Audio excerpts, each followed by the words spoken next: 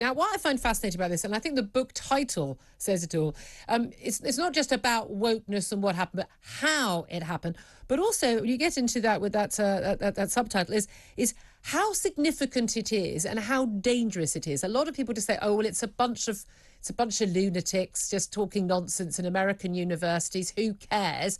No, it is much more serious than that, and it has massive, massive implications for all of us. Well, I think that's absolutely true. I mean, you see, there is a kind of lunatic fringe, for want of well, to put a very unwoke phrase on it, of activists. And you see people even just this weekend wearing masks and trying to stop women celebrating women's suffrage. Yeah, just to say that, scary. J.K. Rowling has tweeted about this. It was a demonstration in Manchester, wasn't it, about, basic woman is an adult human female, about women's rights. And there were some three men, I think, full mask covered up, trying to stop the women having Emmeline Pankhurst statue behind them and covering it up, but actually manhandling some of the women. Absolutely. And that's the most terrifying, most immediately obvious kind of armed wing, if you like, almost of the woke movement. But behind that, and I think what worries me even more than those very obvious threats to women's rights, are the way that woke has crept into so many of our institutions, into our education system, into even our healthcare system, into local government, into the civil service.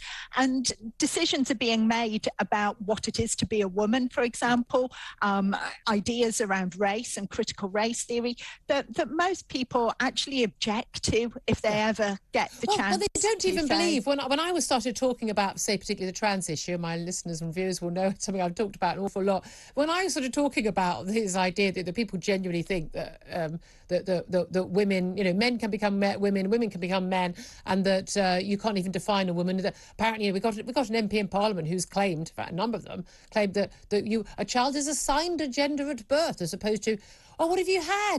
Oh, is it a boy or a girl? I mean, there's a really simple answer to that question, apart from the tiny, tiny, tiny minority of babies. I mean, tiny that are intersex. But you talk about a lot of this stuff, and people just think you're crazy and you're making it up. Now they're seeing it playing out every day on social media, in our newspapers, on TV and radio, and now they're aware that this is really widespread. And although the vast majority of sane people don't tie into this stuff, the Labour Party's pretty much bought into it. Some in the Tories, the Liberal Democrats, our major political parties, the civil service, of the NHS, half of academia, our school team. It's everywhere. It is, and what worries me most in that long list, which you're very right, this is absolutely all these institutions have thoroughly brought into these ideologies. But I think the one that worries me most amongst all of this is the way that schools have brought into this. I mean, even nurseries now nursery teachers are being trained in critical race theory. They're being trained to enact all of these ideologies in the way that they deal with the youngest children in society. And I think you're absolutely right that the majority of people with kind of just an ounce of common sense recognise that this is absolute rubbish. But the problem is when children are taught this, children are not in a position to answer back. Yep. They don't know the arguments. They accept that this is just the right way to think about gender, to think about race. They are being indoctrinated. This is propaganda. This is not... I mean, all these theories... I mean, we talk about things like critical race theory. People go, what on earth is that? It's basically teaching children that white people are bad and are inherently racist, and that every relationship we have is based on power constructs, based on race, and the whole of the Western civilization is based on the evil of slavery. No other civilization. I mean, the Romans, no, the Huns, no, none of them ever had slaves. Now, it's based on lies, a lot of this as well, and yet people have bought into it. Question is, you say that how woke one. But what I want to know from you is also why, after writing all of this, and you've written about numerous articles and broadcasting this for a long time, why has it been able to take hold? And I mentioned, schools and hospitals, birthing people and chest feeding and all that nonsense. Women have babies, only women have babies, only women can breastfeed, end of story. But it's also in private corporations. Diversity training in companies like the one that owns this station, for goodness sake. I don't need to be trained in diversity. I don't need to be trained to my unconscious bias not to be racist. I don't need to be trained to not be transphobic. And yet private companies are bought into it. Why has it managed to take such a hold on our society? I think it allows people to feel morally superior. It allows people to take the moral high ground. And more importantly, even than that, it gives them some sense of moral purpose. Nobody likes to say nowadays, oh, I think making money is a good thing. No business seems to be able to just say, well, do you know what? We're in this to make millions. Yeah. And we think making millions is a really good thing, not just for ourselves personally, but for society. Yeah, I don't want my ice cream to tell me how to vote. Exactly. Whereas because people feel ashamed about saying we just like making money, and they feel a bit uncomfortable about doing that. We like by selling you something that you want, and we don't actually have to have an ideology attached. Whether it's, you know, who's it Calvin Klein selling their pants or whatever it is, and having a well, they say a pregnant man. It's not a pregnant man because there's no such thing as a pregnant man. It's a pregnant woman who's living as a man. But he's quite clearly a woman because otherwise she couldn't be pregnant.